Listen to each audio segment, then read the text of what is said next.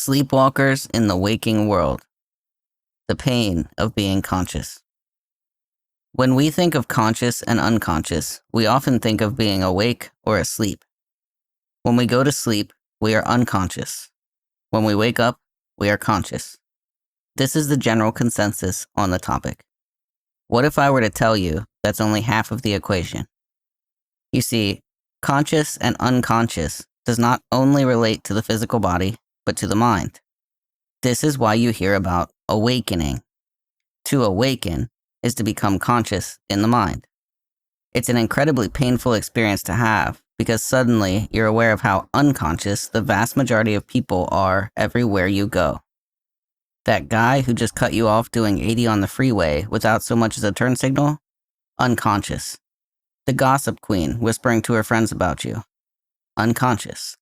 Today, I'm going to attempt to illustrate how I'm able to resolve who's unconscious versus who's conscious. But first, we all go unconscious. The most important thing to touch base on is that we all inevitably go unconscious from time to time. It's been a serious pain point for me on my journey to remain conscious in a world full of sleepwalkers. Each time I would catch myself having gone unconscious, I would feel some amount of shame and internally scold myself. Come on, man, you're better than this. You can stay conscious. The fact is, to remain conscious requires a great deal of energy and effort. It's nearly impossible for the human vessel to remain conscious during all hours of waking. This is why we have a subconscious. The subconscious is essentially our internal programming. When we go unconscious, it is the subconscious that takes the wheel. The subconscious is also where our limiting beliefs and societal conditioning reside, in a sense. I'm not speaking from a neuroscience or clinical psychology point of view, because I'm not a neuroscientist or trained psychologist. I speak only from the way in which I see my own mental functioning. If there was only one reason I could pinpoint to persuade someone to undertake the healing journey for themselves, it would be this. You get the opportunity to recode your internal programming. The more you work to uproot the old, outdated system programming, the more you can install new, more beneficial programming. This takes some time and practice, of course. The more you practice, the more second nature it becomes. The more subconscious understands its new programming and starts to operate on its own. This is the ultimate key to allowing yourself to go unconscious without shaming yourself afterward. This doesn't mean you'll never have moments where you start to shame yourself for an unconscious behavior pattern surfacing. I've been at this for 3 years now.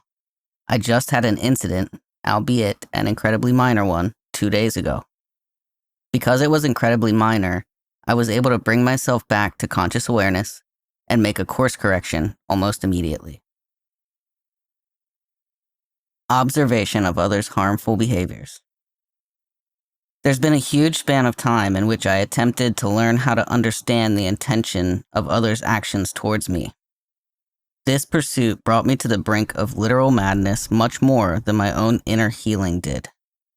It created a great deal of paranoia within me. I started to think it an impossible feat. It may still, in some regard, be impossible to know the intent of anyone other than ourselves. However, I have found some very intricate methods of, at the very least, knowing how conscious someone is of their behaviors at the time they occur. This consciousness is enough to know the other is aware of their behavior, and that is enough for me to know they're doing it intentionally. As a fiercely private person who aims to protect those I love, I'll have to be a bit vague here in my sharing of experience. But the experience is itself the illustration to help you make sense of what I'm sharing with you. Let's say we have two emotionally immature people.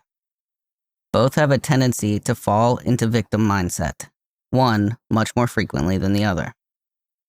One of them, the one who does so less frequently, shares what is bogging them down without realizing how it affects me. They don't do it to bring me down, but to relieve themselves of the pain and maybe to feel some sense of love and compassion from me. If I'm already in a depleted state, I'm less able to provide such a thing. They continue to do it anyway.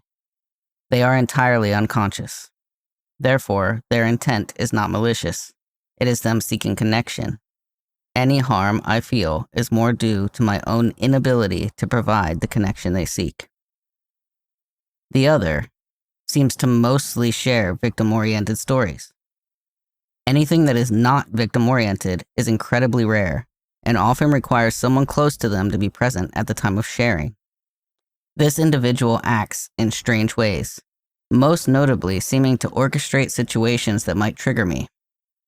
At first, I thought it to be similar to the last person. I thought this person to be unconscious of their behaviors and seeking connection. The difference between the two? I noticed a look of recognition when I would in fact become triggered. This means the person was observing me at the time of the trigger, and they found a response in me that worked. They were looking to bring me down to their victim level. This, in a sense, is perhaps how they find connection. Regardless, their intent was to bring harm to me so I would be at their level of thinking. This sharing of experience is not the only way to know another's intent.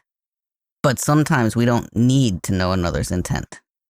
All we have to know is that they are harming us, their behavior is not changing, and we do not need to stay in that connection any longer. Place the mask on yourself first. Just as on an airplane, we're taught to first put our own mask on before helping our loved ones, we must always consider what is best for ourselves before we cater to the ones we care about. If we do not do this, we have nothing left to offer them. We are no good to anyone at all then. It can feel as if cutting people from our lives is a terrible thing to do. Recovering people pleasers, please stand up. I am standing right alongside you. And I'm here to tell you it's one of the most pivotal things you must learn to do for yourself.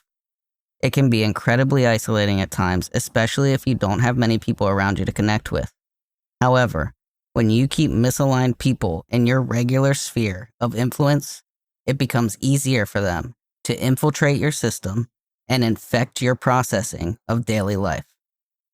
It reminds me of the phrase, you are the sum of the 5 people you spend the most time with. This also explains why I spend most of my time all by myself. My connection comes from nature and the divine more than it does from other humans. It is through nature and the divine that I find answers to some of my most perplexing questions. My connection with the divine really started with a greater understanding of the Creator in Kabbalistic teachings. You need not be associated with these teachings, and I'm not here to teach them to anyone. But I am one to give credit where credit is due, and it is through the Kabbalah I've found the greatest means of overcoming hardship. I simply ask myself, what is this situation teaching me? What do I have to gain from this situation? My time spent with the wrong people was not for nothing. If anything, they only increased my overall empowerment. They helped me learn what I wanted to know, and inevitably how to better spot who's for me and who is not much more quickly. They taught me all new ways of seeing depths I could not see before meeting them. They played a role in shaping me, in perfecting me. Things are never happening to us. They are happening through us and for us. Everything we encounter is an opportunity for growth, to greater perfect ourselves in reaching the image of the Creator. You need not have belief in a specific deity, only in the power of your own growth. Use every situation as a means to grow and become a better version of yourself. While the intent of others will always have some importance in our lives, we can move through the malicious ones with more grace by adopting the opportunity for growth and putting our own well-being first. With those two things, we can walk this world in a much stronger form than we had previously. In love and light. Namaste.